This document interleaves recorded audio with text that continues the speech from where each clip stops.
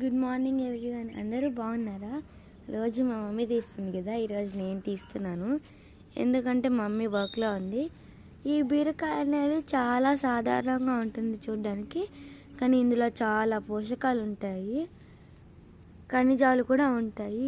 Vitamin B6, iron, magnesium, ఆరోగ్యానికి ముఖ్యమైన vitamin A, magnesium, ఖనిజాలు ఉంటాయి. కాబట్టి దీన్ని రెగ్యులర్గా తీసుకోవాలి. దీనిని ఏ సమస్యలు ఉన్నా కూడా దూరం చేస్తుంది. సో మీరు కూడా తినండి. ఇందులో వాటర్ కంటెంట్ కూడా ఉంటుంది, కాబట్టి మీరు కూడా తీసుకోండి. బీరకాయ చాలా మంచిది.